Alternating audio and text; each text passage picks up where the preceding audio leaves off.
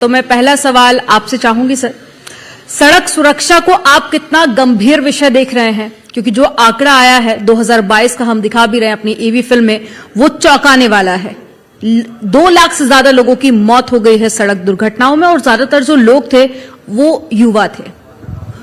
Ma'am, पहले मैं आपको बताना चाहता हूं कि ये जनवरी माह जो है, 1 जनवरी से लेकर के 31 जनवरी तक हमारा राष्ट्रीय सड़क सुरक्षा माह मनाया जा रहा है, जिसमें हम लोग पर डे डेली जागरूकता का कोई न कोई कार्यक्रम करते हैं। और आपको 23 के आंकड़े में बता दूं, उत्तर प्रदेश के, जिसमें लगभग 44,000 दुर्घटनाएं हुई हैं और उसमें 23,000 लोग मारे गए हैं, और उसमें लगभग 18 से 45 साल के लोग 80% लोग हैं, और जिसमें मोबाइल ड्रिंक से बात करते हुए, ड्रिंकिंग ड्राइविंग करते हुए, यानी मेन कारण अगर हम उस पर देखते हैं, मेन फोकस करते हैं, तो मुख्य रूप से ये निकल के आता है कि मानवीय भूल या लापरवाही की वजह से ये दुर्घटनाएं हुई हैं। इसको हम कम कर सकते हैं। तो उसको कम करने के लिए जो 4E कहा जाता है कि रोड इंजीनियरिंग है, जागरूकता का एजुकेशन है, इसके बाद इमरजेंसी केयर है, और इसके बाद सबसे लास्ट में इन्फोर्समेंट करते हैं।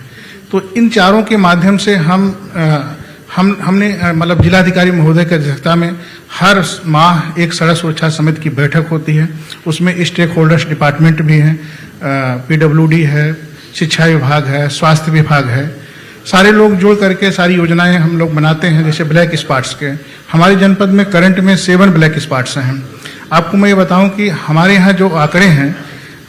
जो मृत्यु की या एक्सीडेंट होने की लास्ट ईयर से, मतलब हम लोग नीचे से जो है कि 70 नंबर पे इस समय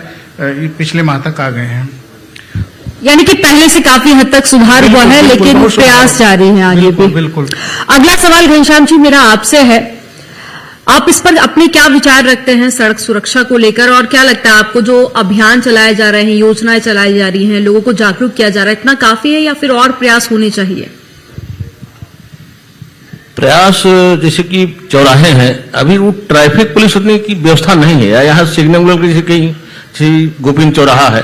बहुत काफी यहाँ रस भीड़ रहती है। पहले तो चौराहा बंद रहता था, लेकिन व्यापार मंडल के हम जिला अध्यक्ष भी हैं, तो हमारे नगर अध्यक्ष हैं श्रीकांत जायसवाल जी, हम लोगों ने इस बात को SP और DM के सामने कई बार रखा, तो बात को माने। लेकिन वो जो व्यवस्था होनी चाहिए ट्रैफिक पुलिस की, वो नहीं है, वो रहना चाहिए। क्योंकि मतलब या सिग्नल में भी कोई इस तरह की व्यवस्था भी अपने जिले में नहीं है, तो होनी चाहिए, जिससे कि और सुधार हो सके। राम सिंह जी, कई सारे फैक्टर्स निकलकर सामने आते हैं, जैसे कि आपने कहा कि ओवर स्पीड कई बार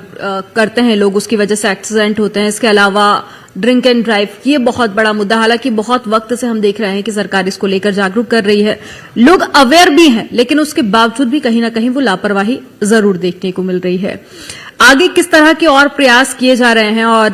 जो आजकल सोशल मीडिया पर रील्स काफी ज्यादा वायरल हो रही, तो क्या इसको लेकर भी किसी विशेष अभियान की शुरुआत की जाएगी ताकि युवाओं को खास करके जागरूक किया जा सके? इसमें मैं पहले आपको बताना चाहता हूं कि हम लोग रोड सेफ्टी जो हमारा मतलब हर माह मनाया जाता है DM साहब की अध्यक्षता में, उसमें सभी जितने हमारे विद्यालय हैं सब में रोड सेफ्टी क्लब बनवाया गया है। उसमें एक नोडल टीचर को ही नामित कराया गया है, जिसमें सबसे प्राथमिक स्तर पे ही जितने बच्चे हैं उनको सड़क सुरक्षा की हम लोग शपथ दिलवाते हैं, और उनको उसके बारे में जागरूक करते हैं कि अपने घर पे अगर उनकी माँ या बाप या कोई भाई बड़ा है, तो अगर वो घर से निकलता है तो बिल्कुल जब बिना हेलमेट लगाए, क्योंकि हेलमेट जब लगा रहता है तो 80% एक्सीडेंट होने में वो प्रभाव कम करता है। और मैं आपको एक जानकारी और देना चाहता हूं, जैसे कि कोई व्यक्ति हमारे किसी डीलर के यहाँ अगर वो बाइक खरीद रहा है, तो विदाउट हेलमेट उसको गाड़ी नहीं दी जाती है। हेलमेट लेना उसके लिए अनिवार्य है, उसकी रसीद लगती है, वो रसीद अगर नहीं लगी होती तो हमारे यहाँ से उसका नंबर जनरेट नहीं हो सकता है। तो इसलिए हर व्यक्ति को BIS मानक के मतलब क्या स्टैंडर्ड मानक के हम लोग हेलमेट दिलवाते हैं। हाँ, पहले हम लोग जब रोडों पे रहते थे तो